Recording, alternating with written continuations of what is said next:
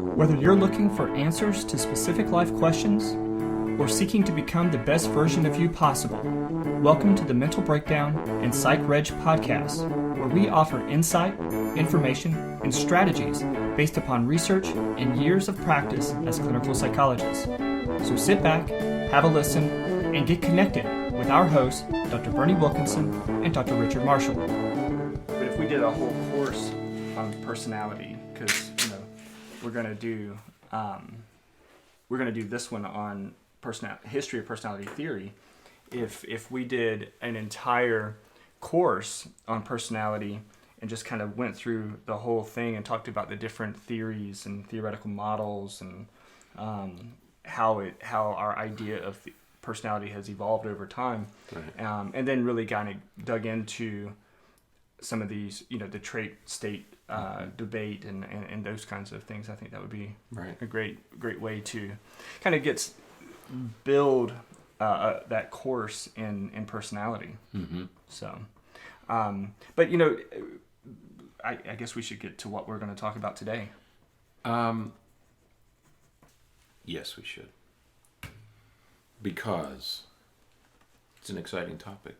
It is. It is an exciting topic, and it's. I'm glad we're finally doing this one. Yeah. It's much misunderstood, I think. Yeah. Mm-hmm. It is. Well, I think that it's a lot misunderstood because of where it came from. Right. You've said this before that Freud has. He's such the poster boy for so many jokes and so many caricatures of the history of psychology in general. And then, when you get into the psychosexual stages of development and you get into some of those things, people always talk about, the mommy issues and the daddy issues. And so anytime you talk about Freud and some of the things that he's brought to the table for us in our field, I think that's immediately where people go as they start thinking about that kind of stuff. Yeah, we mentioned in the column the other day about he's much maligned. Yes. And he's probably the most frequently cited psychologist or psychiatrist in the world, and he's the least well understood. Right, right. So he's the most cited, least well understood, at least among most of us. So yeah. But that's where it starts. When I teach the class, I talk to students about how we associate we associate these people with certain things. We associate Freud with the psychodynamic theory, of course, because he is the father of psychodynamic theory. But then we attach some of these other things to him, and we think, he's always talking about the subconscious and the unconscious and the ego and the id and all this kind of stuff. Where does all this stuff come from? And I remind them that those theories are rooted in his training. Right. He was a neurologist. He was a psychiatrist, and he knew the brain. Right. And he also practiced hypnotism, and so he understood the importance of the subconscious and these subconscious drives. And I think that leads into the discussion about personality very well. That's because we talked about this in one of the podcasts in the week, right. And that is that for the most part, our personality exists outside of our actual awareness that it exists. We don't really think about our personality the way that we think about our hair color or some other obvious, more concrete traits of ourselves. We don't think about whether or not we're introverted or extroverted until somebody asks us about it. And oftentimes when they ask us about it and we respond, we're wrong. We say one thing and somebody else will say, I don't see you really that way. Right. We may think, you said this, I think, on the podcast from yesterday, you don't feel, you were talking about being a little more reactive. Yeah, right. And you said, you don't feel like you are, right. But other people may say that you come across that way. The rest of the world's seeing something that I don't intend. Right. And it's because we don't really appreciate our personality as we're experiencing and living our personality. Yeah, I heard one time that we don't hear our own tone of voice. Right. Okay. That may well be true because we don't. We're typically not aware of what tone we're conveying to others. Yeah. They're judging us based on a tone that they hear. And I'm going to bring up something that I don't think you would bring up, but I'm going to bring it up anyways, because you should be nervous. Wow. Because I'm afraid of where this is even headed. But we talked about this before, like off camera and away from the microphones and stuff. But you know, because you said that people have commented about this, that they say that you sometimes look angry on camera and when we're talking about things. And you know, I think about how much we laugh and joke and everything before we start the podcast. And we're trying some new ways to start things anyways. But we laugh and joke and everything before the podcast starts, and then when it starts, we get serious and we're focusing on the topic and everything. And maybe I think that maybe to my detriment sometimes I'm a little bit more affectively responsive. My facial expressions reflect what I intend for them to and I don't. You are more you concentrate a little bit more, and so. But again, it's not something that you're aware of. You don't think about it that way. Right. I'm not in pain. I'm not angry. I haven't kicked the dog this morning. I've had a good breakfast, but it doesn't look that way. No.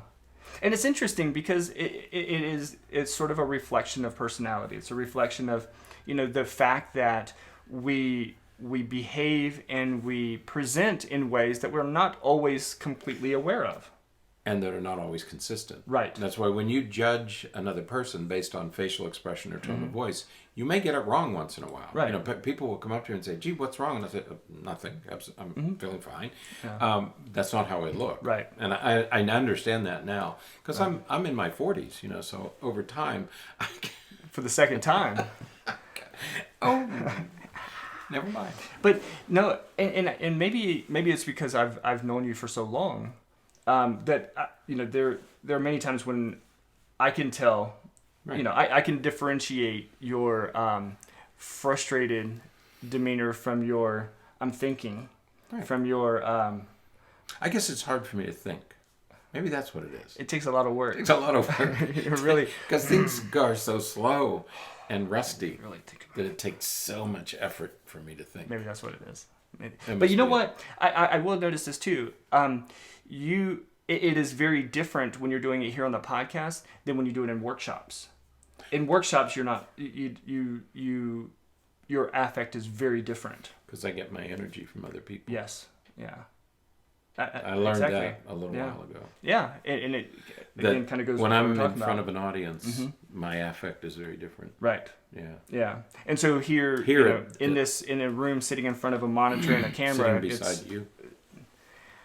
Now maybe it is your fault. It may be. It probably is. I hadn't thought about that. It probably is. I could blame you for this. I overwhelm you with the energy. with your energy. You have no idea what's going to happen. But I'm changing my demeanor now. From now on, by golly, I'm going to sit up straight. But you know what? That is a perfect segue into the next part that we're going to talk about. So let's think about what is psychology, or what is psychology? What is personality? And because there's topics about or points about whether or not it's changeable, right. Whether or not it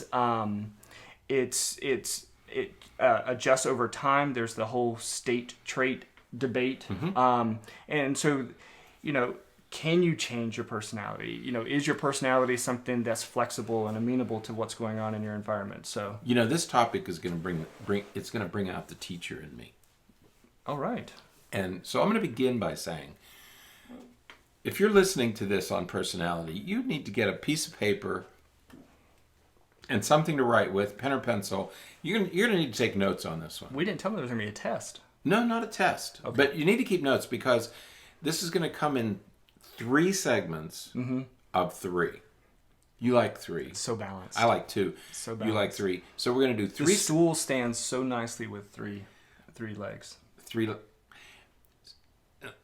If it's supposed to have 3. So we're gonna divide this discussion into 3 parts, and each of the parts has 3 segments. Okay. So if you have something to write with, you can keep track of how we're doing. I wish we had a board behind us and we could write it on the board. Yeah, when we do our workshops, I think that's what... We'll put it on the board so you can see them. Yeah. Okay, that's a good... I hadn't thought about that before. Yeah. And you can follow along as we're talking. Okay. Yeah, we're working on starting some courses that we'll be posting, and I think a whiteboard will be great. So. But you're right.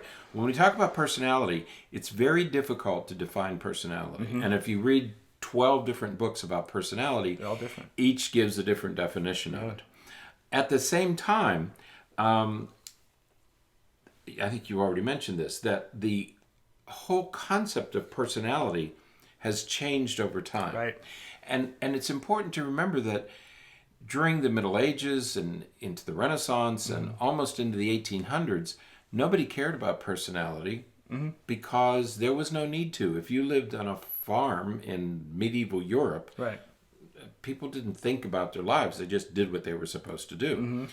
If you live in some cultures, you don't think about the individual. You're part of a culture, you're part of a society, and there's no thinking. I mean, you talk to people about the self, they look at you in a very puzzled way, like, that's not how we think about this. We think about it as a family. I'm part of a group. So this notion of personality is something that grew out of Western European thinking and Western European culture, starting in the late 1700s, about the time that we had our American Revolution and then the French Revolution. And it wasn't any accident that Thomas, in the Declaration of Independence, said all men are born equal, and we start thinking about the individual, what the individual is supposed to do.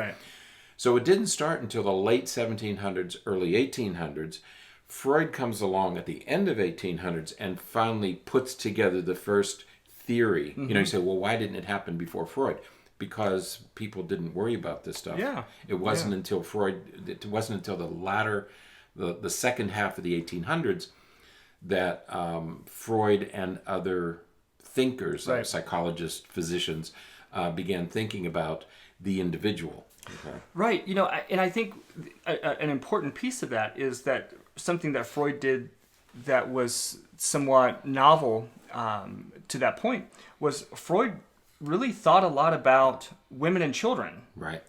Prior to that, the focus was so much on men, on adult males, and adult males, and he talked about children and women in a way that was very, very new and different, and that I think really contributed to this model of who we are is a developmental process, and it's not children, I think you've mentioned this before, children are not just little adults. They are going through a process of development that changes them, and their experiences change who they are and how they manifest different traits and characteristics. And so I think that really influenced, because again, he was a neurologist by training, and so he understood how the brain worked, and then he was able to take that and put it into words that I think people, at least at the time, seemed to understand much better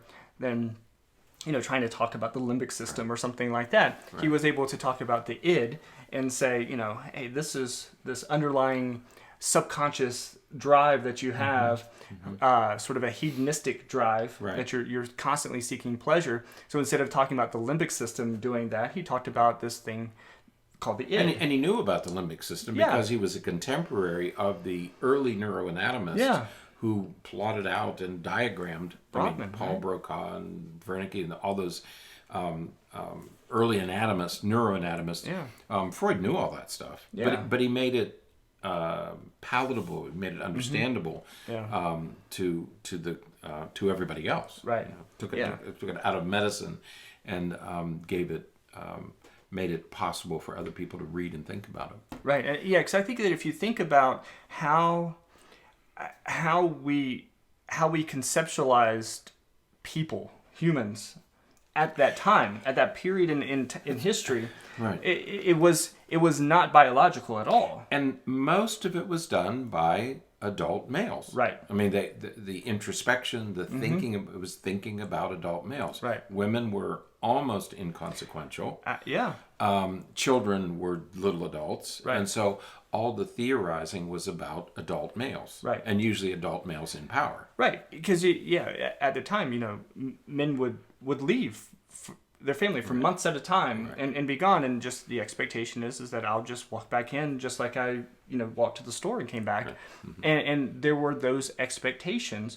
And so when a woman or a child did not behave in the way that they expected them to behave, was not completely compliant, there was something wrong with wrong with that person. Right. Wrong with the woman or wrong with the child. So with women, it was they were hysterical. Right. With children, is they were possessed by the devil. So right. you had to beat the devil out of them. I was just going to say that, at the time, but they were both abnormal. Right. So much of it was, at that time period, was very religious based. That's right. And so, they believed that that it needed to be handled from a, again, non-biological, spiritual, sort of unseen That's right. way. Right. And again, I think that's what led to him going with the id and the ego and the superego and managing things that way, because that sort of made it this non-biological force. And I think the magnificent contribution that Freud made is he said, we're driven by some sort of internal states that maybe we don't even fully understand. Right. It's not that women are mentally ill. It's not that children are possessed or they're wild animals. They're different. They're qualitatively different than adult males. And so that's the great contribution, is that he started us thinking about the uniqueness of each individual, men, women, and children. Right. Yeah, so it's an enormous contribution to Western philosophical thought and medicine. Yeah. So and again, it had never been done before. Nobody had ever done it before Freud. So when we think about the three sets of three that you have sort of outlined for the class today, when we're thinking about personality, one of the things we think about is uniqueness. That's right. So if we talk about what is personality, so we know what is it, where does it come from? The first thing is the first of the three. So write this down. Oh. What is it? Uniqueness. Right. So uniqueness is that we all present with a unique sort of arrangement of characteristics and traits and things that define us and identify us, and we're all a little bit different. We're all a little different, right? And it's sort of like our personality is sort of like our thumbprint in that sense, that you can take a whole group of extroverts, but when you put them together, they may present in extremely different ways, because while they may be similar on that spectrum, they may be very different and on some of the other areas that we think about, or with some of the other traits and characteristics that we think of with personality. That's right. And even parents who have more than one child immediately are immediately aware of the uniqueness of each of the children. They say, well, I have 3 kids and they're completely different. I mean, yes, there are some similarities, but they each have a unique personality. And it's funny because, how many times have you heard a parent say, well, if I would have had that one first, we probably wouldn't have had any more. It would have been a singleton. Right. And so it's like, we know that if we had had the one with the more challenging temperament and personality to begin with, that would have changed some of the other decisions that we would have made later in life. But nature tricks us. It gives does. us an easy one first, and they say, I can do this again. Says, look how easy this is. Then you have a middle child.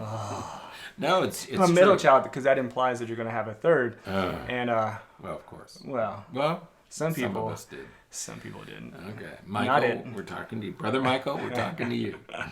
So what we see then is this. When we talk about personality, the first of the 3 things we talk about is uniqueness, and then what you have from Freud on is the attempt to explain personality, but each person does it from his or her own unique perspective. Right. And so personality theory then develops. You have biological explanations and disposition. So each theorist brings his or her own thinking to explaining why we're unique, or how we become unique. Right. Right. Yeah. It's fascinating the similarities and differences between some of these different theories. And we were talking, at the beginning about this idea of doing a course, offering a course on personality theory and personality psychology. And that would be a great opportunity to kind of go into some detail with some of these theories and ideas. Yeah, because Freud, as we said, Freud talks about these internal states. Other people talk about genetics. Right. It's not, where does it come? It comes from genetics.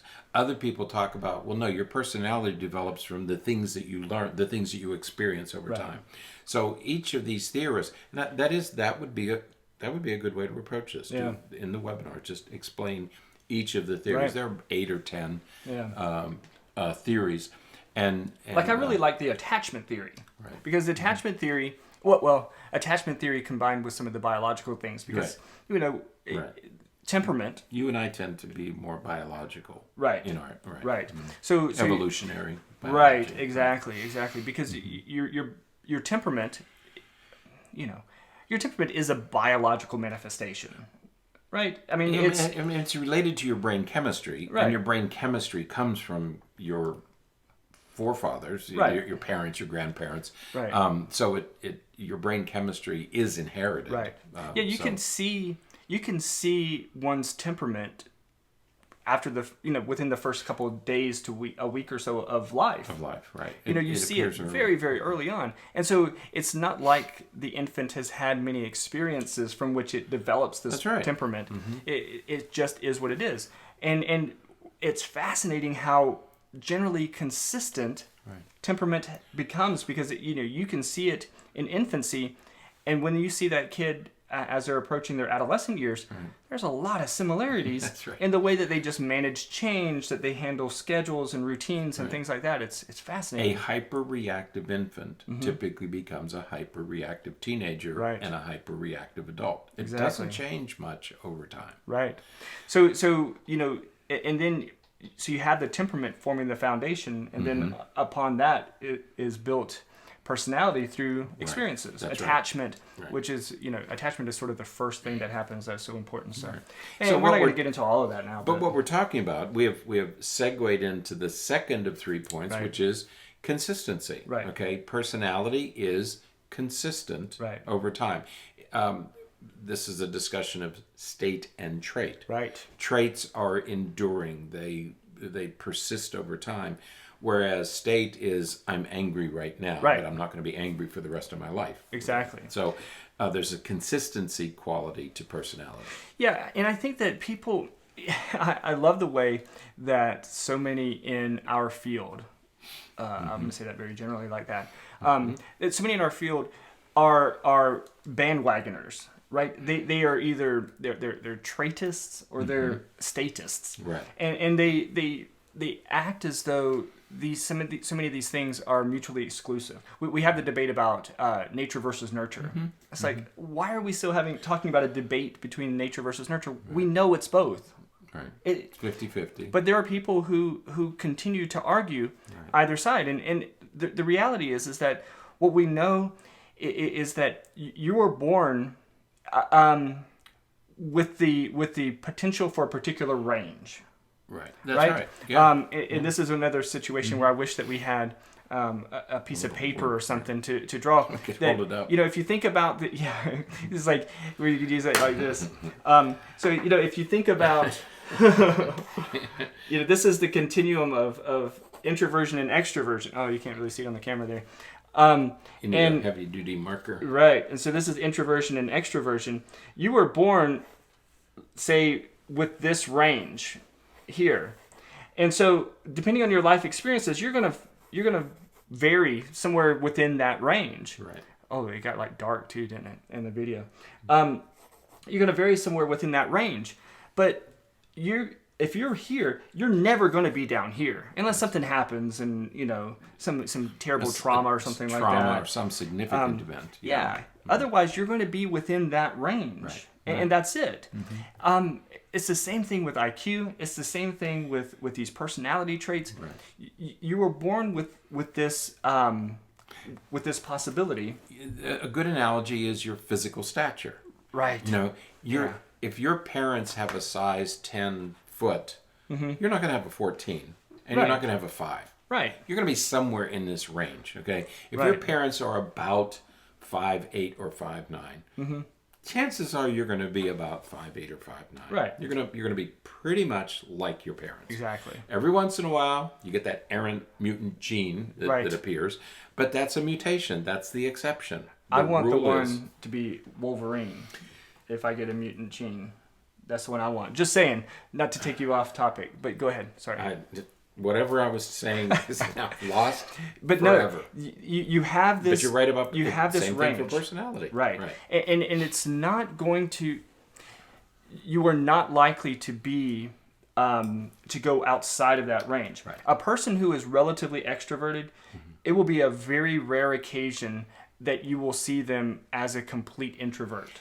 Right. Not that it can't happen. Right. But it's going to take an enormous environmental stress over a long period of time. Right.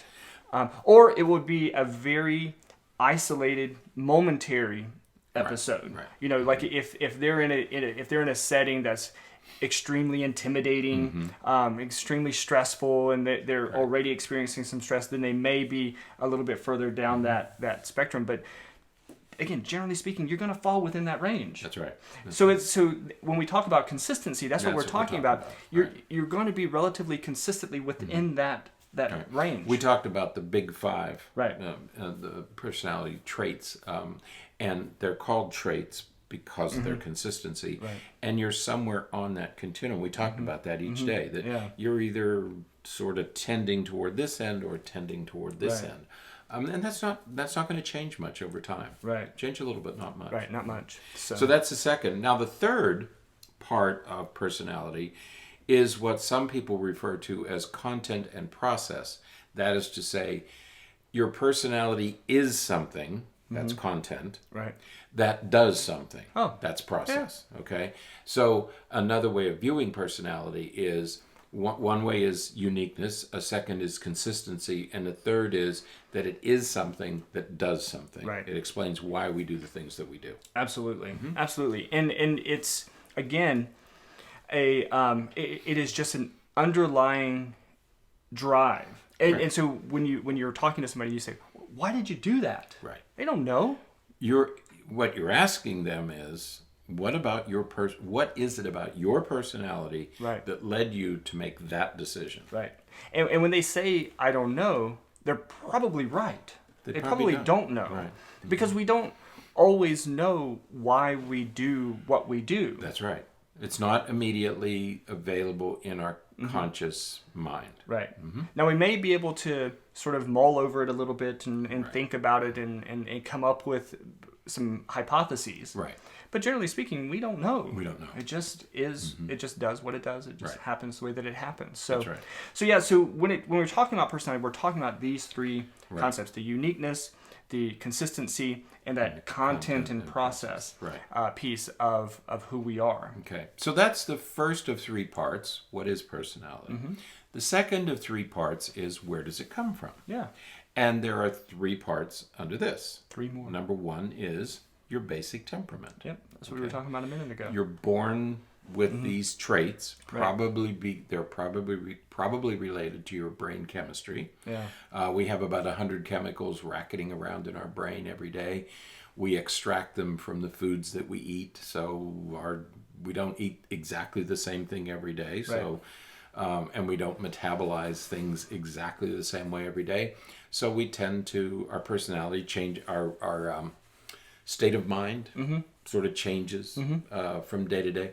But we inherit our parents' brain chemistry, and therefore we inherit similar traits, right? Because we've inherited their brain chemistry. Right. So we tend to be pretty much the way our parents are. Yeah. Okay? Generally speaking. If your parents are hyper-reactive, if they're, we talk a lot about ADHD being an inherited disorder. Well, you're inheriting not the ADHD, you're inheriting the brain chemistry. Right. Yeah.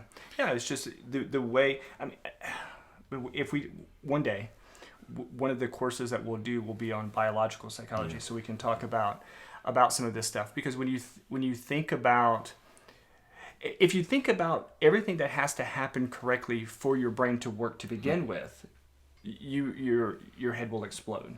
it is just fascinating that anything actually works. I mean, the fact that I can raise my hand when I'm doing that right there is a pretty fascinating event. But you're right. Between the chemicals and what we're getting from our family and the things that influence the quantity of chemicals in our brain with our diet and exercise and those kinds of things, all of that stuff influences our temperament. But temperament appears very early, as we said, during infancy. And some children have an easy temperament, some have a difficult temperament, but you bring your temperament with you when you're born. Okay? Right. So that's the first one. Number 2. Now, added to your basic temperament are environmental experiences. Right. Okay. So you have all of those experiences that we have in life. Right. And again, the critical nature of this is that begins at birth. That's right. There's this isn't off topic, but there are those who are now talking. We talked about the gut biome and sort of how our biological system works. We've talked about that in previous podcasts. They're talking about now how method of delivery, the way in which you're born, C-section versus natural delivery, that makes a difference. That what you're exposed to during a natural delivery versus the more sterile nature of a cesarean delivery is significant, and that a lot of times the babies born via cesarean aren't exposed to things that they need to be exposed to develop some of the gut biome and some of the immunities and things like that we need. And that natural delivery is really important to expose the child to some of the different things that they need to. Supposed to hang around in the birth canal for a while. Yeah. And so again, experiences begin. But that makes sense because now we're talking about exposing children to foods early, so that they develop tolerance. Right. Because if they don't get them, like peanuts, expose your children early so that they develop a tolerance for it and they don't have resistance later on. Right. But this exposure that we're talking about, and arguably it begins during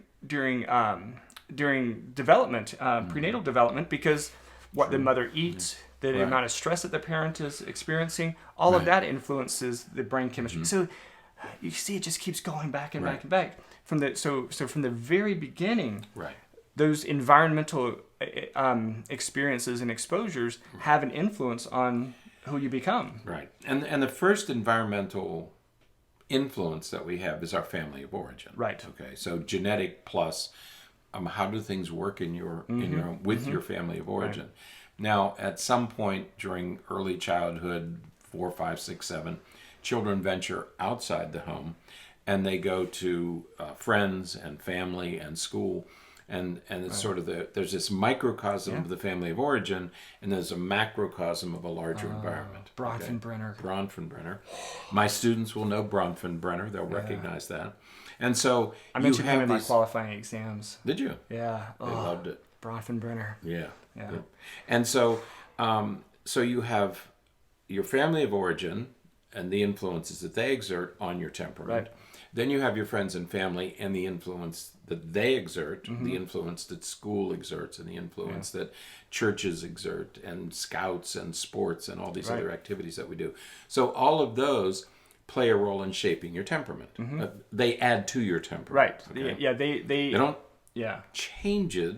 Right. As much as influence. They influence where within that span. But the place on the spectrum remains pretty much the same. Right. But is it influenced? Okay. Right. So that's the second. All right. And then there's a third, which is learning. What we learn through those experiences. Okay. Right. And with learning, we're talking about things that we learn in school, but mainly things that we learn in our culture. You know, we're born into a culture, and so we act a certain way.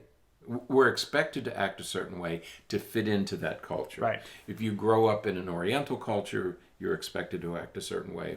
If you grew up in a Western European culture, an Eastern European culture, South American culture, each of these cultures also impose and influence how you express your personality. Right. And a lot of that is through modeling. Right. And through expectations. Sort of, and many times expectations are unspoken expectations. Right. That's right. Nobody says, this is what I expect you to do. It's just sort of This known. This is what we do. Yeah. This is how we do this. And that's the learning you're talking about, because it's not a direct instruction necessarily. Right. But think of the influence that Christmas has on people. If you have Jewish friends who don't celebrate, they celebrate Hanukkah. And at first you think, well, Hanukkah's like Christmas. No, Hanukkah has nothing to do with Christmas. Right. Okay. But the December experience for Jews is completely different than the December experience for Christians. Right. And that also exerts an influence on your personality, on who you become. Exactly. Okay. There's no formal teaching. Right. You absorb your culture. And it's so funny, not funny, it's so interesting, because we impose our worldviews and perspectives on other people. Right. And so, kids who celebrate Christmas, they talk about feeling bad for those kids who don't celebrate Christmas. And they say, oh, well, that poor kid who doesn't get to... They don't care.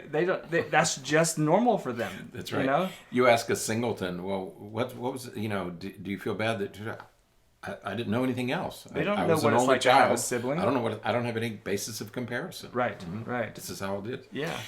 One thing we want to mention when we talk about learning, it also depends on your experiences. If you grew up in poverty or whatever, and it made me think of this: if you were born a slave.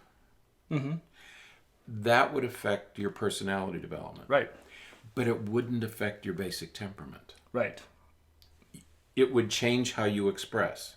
It would not change who you are. And if you think about the personality of a slave, some were quiet, some were obedient, and others remained resistant. Right. Because their temperament didn't change very much, even with the burden of slavery. Right.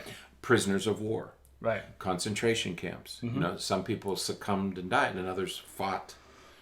That was their basic temperament. Right. Yeah.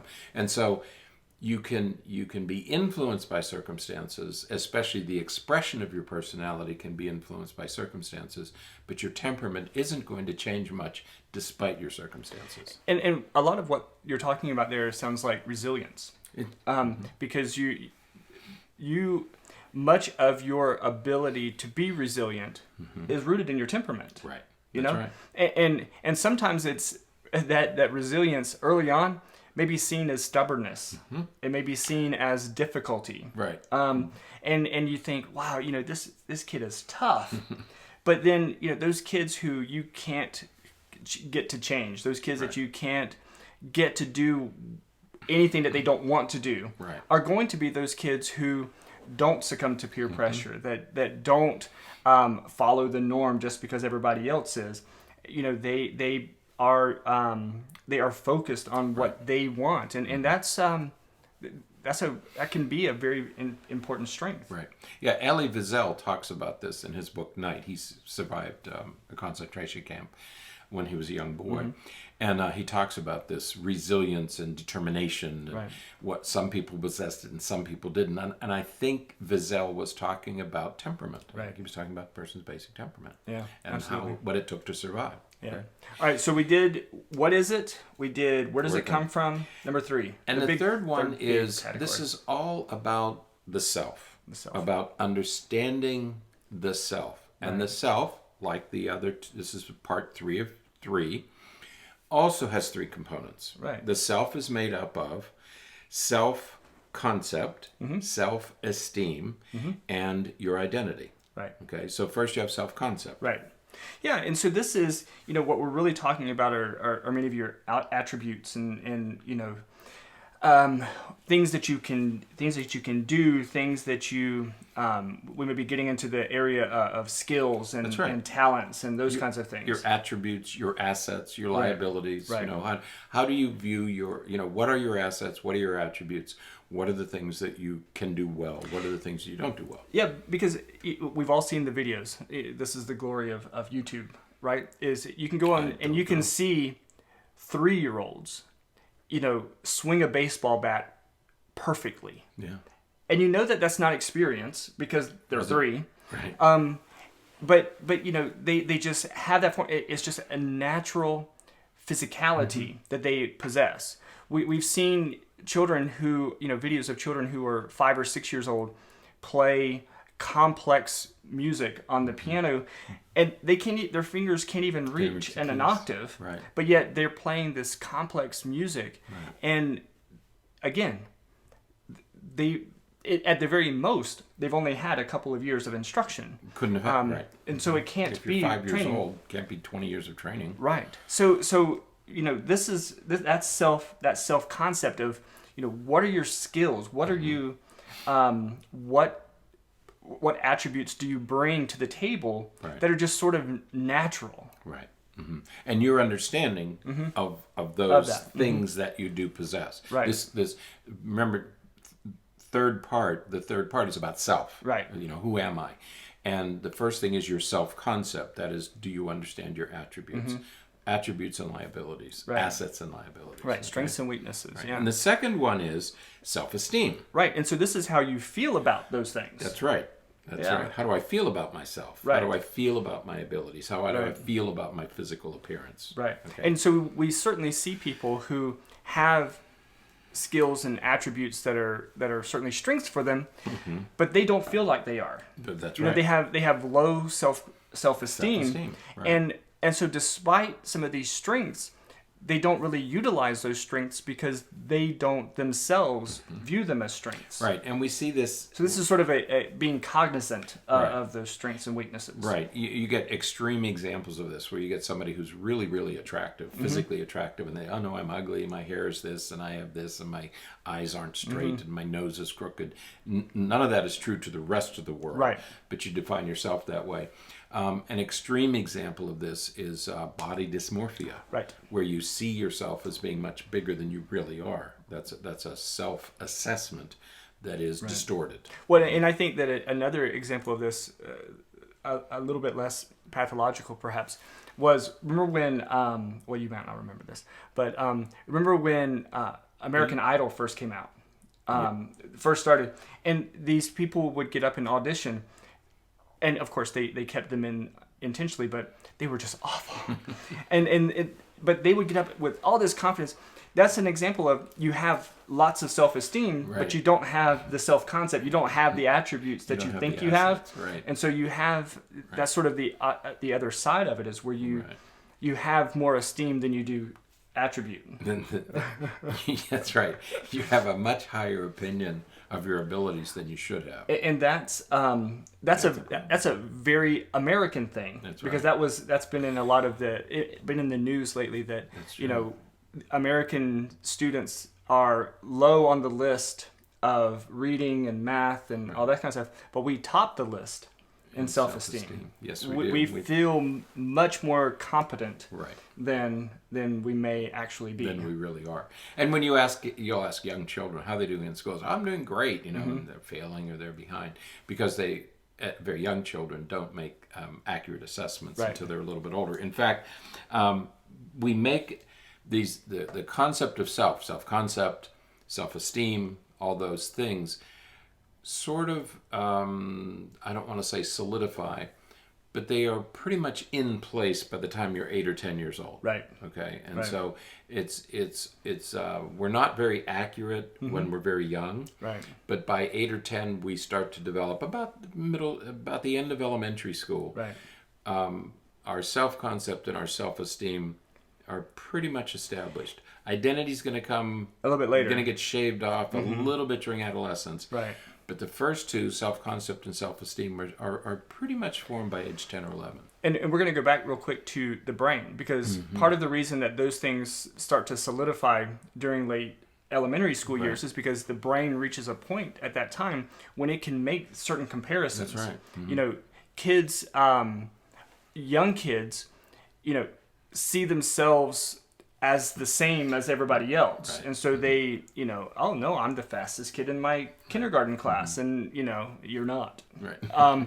But by the time they get to the point where their brain has developed well enough for them to have sort of some of these abstractions where they can compare multiple pieces of information at the same time, they can say, well, he's better at math than I am, but I'm better at reading than that person. And they can start making some of those comparisons to, they're not seeing themselves as a single attribute. They're seeing themselves as an individual with multiple attributes that can be of varying levels. And that occurs about age 8 or 9, right? When they get that ability. And that continues for the rest of your life, because now you say, well, I'm good at this, right, but I'm not so good at this. Right. It's not a global assessment after you reach adolescence. It's domain specific. Right. Okay. Right. So I'm a very good student, but I'm a terrible athlete. Right. I'm a great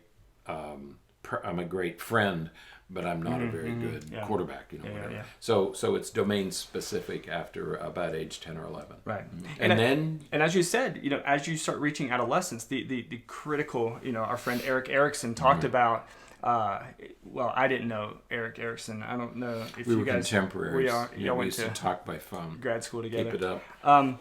But Eric Erickson talked about the developmental period in adolescence where you're creating, you're formulating your identity. That's the big struggle in adolescence, right, is deciding who I am. Right. Okay, that's when that process really shifts into high gear, and right, we spend most of our adolescent years deciding who we are, what kind of person we're going to be. And it's for that reason that during adolescence, our teenagers work very hard to oppose us. Is that a nice way to say it? That's a nice way to say it. Because what they have to do to figure out who they are is that they have to make sure that they're not you. That's right. And so to do that, they have to take some opposing views. So they may, a hunting family that, has, meat with every meal. Those kids heads hanging on walls. Right. They'll become vegans. Right. And then, then you have, those kids who are raised in very religious families, they become atheists, or they'll switch to a different religion. I said that last night in the talk, and I said, if you're, I said, who's highly religious here? And they raised their hand and said, your teenagers are going to become atheists. Right. They temporarily. If you're a carnivore, if you like meat, they're going to become vegetarians. Yeah. Okay. That's how they separate. They must separate from us in these significant ways. And it's harmless, it's temporary, but they have to do it. And we see it manifest in so many ways, because they're going to choose friends that you don't approve of because you don't approve of them. Because you don't approve. They're going to question, their sexuality. If it's important for you, if it's important to you that they be heterosexual, chances are they're going to dabble with bisexual or homosexual behavior. Right. Okay. In the very least, entertain the idea. That's right. Even if they never do anything, they're going to... This is when kids start to think that maybe they were adopted. You right. know, it's about these years when they say, I'm so different. I don't really fit in the family. I'm unique. Maybe these aren't my real parents. Right. That's when those thoughts creep in. You come to your senses later on. Right. But you have these identity struggles during these teen years. In our book, we talk about the trip around the moon. Yeah. And it's because during this time, they blast off from Earth. And they go and make this trip around the moon because... this is where they're figuring out who they are, and they have to be away from you to do that. And they have to separate. So we lose radio contact with our kids, sometimes for a few months, sometimes for more than a year. Right. Okay. And the better that the parent responds to it, the more likely it is that they're going to land back, at least in the same geographic region. On the same continent. Right. As you. Yes. If not, if you really fight and battle during this period, then they're very likely to land in California, and you're still here in Florida. That's right. They may separate. If you don't value who they are, And it's very difficult for some parents if you suddenly are told that your child is gay, for example. That's very difficult for some parents to accept. And if you don't accept your children unconditionally, they're going to go places where they are accepted unconditionally. And the examples we gave so far are extreme examples, of course. Granted. But it may be something as simple as, they want to dye their hair a strange color, or they want to get some additional piercings or something like that. And those things, in the grand scheme, are very harmless. That's right. Hair dye, ask anybody. Hair dye is temporary. Comes out. Before you know it, the roots are coming out, and you're like, oh, I got to go do it again. Right. No. So it's not going to last very long. The novelty will wear off of all of these things. Yeah. So you have to allow for some of that, because this is a critical point in their personality development. That's right. They have to do this, and this will shape the eventual personality that they end up with. It'll sort of solidify by late teens, early 20s. It's not going to change very much after that. Yeah. So the environmental influences last through the first 2 decades of life. Right. Right. And if they, if they experiment with some of these things, and then they come back, you have to welcome them back. The prodigal son type of approach, perspective, because it's an important journey. Right. Sometimes it ends by the time they're 20. Sometimes it ends when they're 25. Right. Sometimes when they're a little bit older, but that most often has to do with how the parent responds to it, as opposed to the child, him or herself. Parental response after that. Right. Mm-hmm. So you have 3 under personality. 3. Uniqueness 3. Yeah. Is 1. Mm-hmm. No. What is it? Yeah. Where does it come from? Right. And how do we develop this sense of self? Right. Okay. Right. So if you were taking good notes, you should have 3 things in each of 3 segments. Right. If you weren't, well, detention. You're going into personality jail. So. We're going to trust that you go and sit in ISS today. No, but this we hope this was helpful, informative, useful in some way. Yeah. It is important. Our whole notion of personality continues to change as people add to the theories.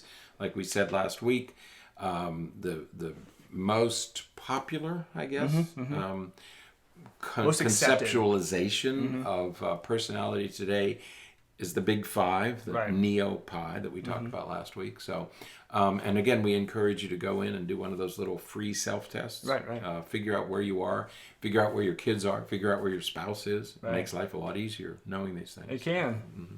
It can. Right. It sure can explain some things. It explains. If you have a hyper-responsive spouse, see that deep breath. It's good to know. It's good to know how hard you want to push on a hyper-responsive spouse. You may not want to push too hard. See? I'm not going to say anymore. The things that you learn. I'm not going to say anymore. Or if you have a hyper-responsive podcast co-host, you want to be cautious what you do, because as soon as the camera turns off, there's a lot of apologies. Is all I'm going to say about that. That's right. That's right. And I'm so sorry. I deserve those apologies too. So all right. Anything else about personality? I don't think so, but we got to do that course. One other one is we have to do a course on normal personality development. Correct. We also have to talk about personality disorders. Yes. Really, really important. Yeah. It's important for people to be able to know that we're way beyond normal, right? And that maybe we should get some professional advice here, because you may be dealing with a personality disorder. Yeah. We should probably talk about personality disorders at some point. I think so. Okay. It's a good idea. I'd love to hear from our listeners. Yeah. Okay. Always. I had a great idea. I'm going to write it down, and we're going to announce it pretty soon. Do I know about this idea? Not yet. You see what I'm saying? But it's... Let the apologies begin. But nobody knows about it. But I'll talk to you about it in a minute. All right. We like to hear from our listeners, so I'm going to ask our listeners to write in, but I'm going to ask them to write something very specific. But you're going to tell me after we start recording. How will they know to do it unless they? Well, it's okay. I want to make sure. Have to tell me now. Being that I'm the agreeable one in this dyad, I want to make sure that you agree. I want to make sure that you agree before we announce it. Oh, I see. Being the considerate, conscientious, agreeable person that I am. All right. And forget to be afraid. That's right. And that'll be it for today. So. Thankfully. All right. So we will be back next week with a whole new set of topics for next week. New topics. Got to figure out what we're going to talk about next week. New soil. It's going to be some good stuff. So. That's right. All right. So have a great weekend. Until then, stay happy, stay healthy, and forget to be afraid.